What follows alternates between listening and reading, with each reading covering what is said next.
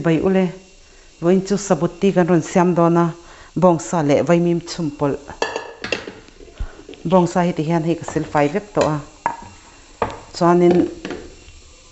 Vaimin hi Vaimin chum lumania hi kan sil photanga bawngsa nen hian kan chumpol don ani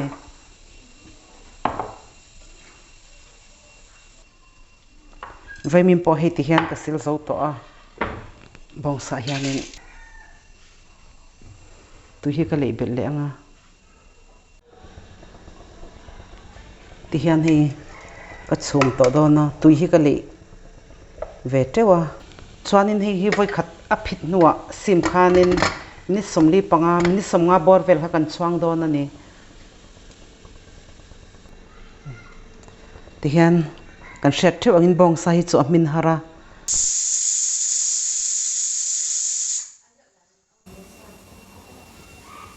ti hian voi khata phita kada sim ta ni gas Hmarcha Rawt kan lo Siamdan ani ai pol tur Sawhthing Purunvar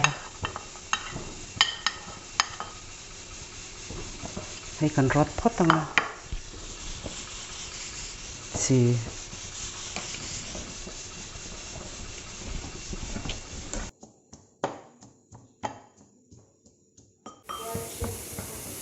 ti hianin Purunvar le Sawhthing po lo chip tel to heta hianin Purunsen hi kan tel don ani Purunsen hi chip lu tokin ka Rawt don lawa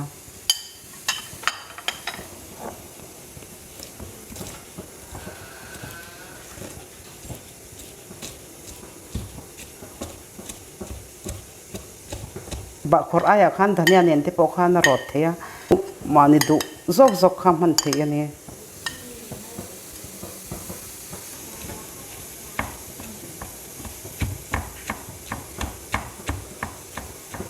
ba khor po hi Rawt chip lu tuk don lawa lo du tok tong ka lo phor cha khang Hmarcha hi chu mani du zat zat khatel mei turanya chun heta hian tel chuan hmui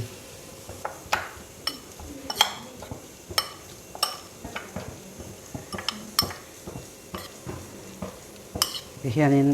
Hmarcha tur chu kan lo siam zo to a kan sa chuan po alo dai to a hi asa hi ka chan sin le vekanga ti hian hi duai na khal dewa tui so hi ka lei bel don ani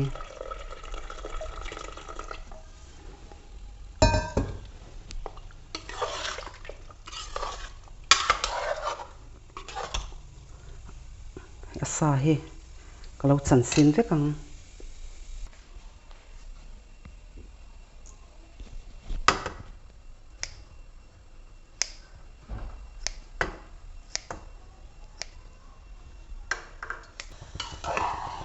ti hianin hi asa po hi kalau chan zo to a kha chu alen le atet kha chu mani du ang khanin ti turania asa rang chandan te kha chu chon heta hian chi ka tel don ani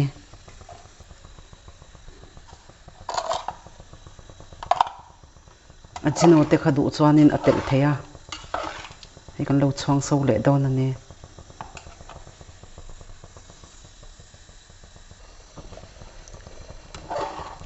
Vaimin po hi min tha chu tiang thon bawngsa po hi min tha bawngsa hianin a thau te hi tel thei se ati mel moi mei ba ka ati tui ve a atam lu to ge ro kha chu tui chuang lawa ti hianin Vaimin nei hianin chopol moi tok tur ang kha kan mang mai ani ti hian tak dan te po khal dan te po hi atok khop meya hi ka lo sok chwakang ten kan off nga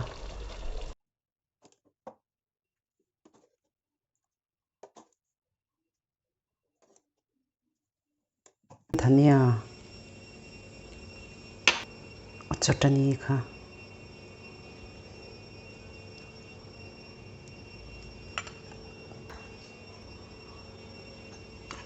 Sanpiau Papor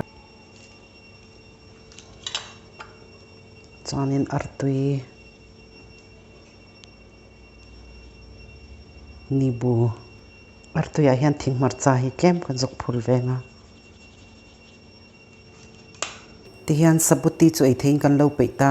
thain ti zong te ni chuan in lo siam ve don ania ka channel min lo thlir saka wangin ka lo me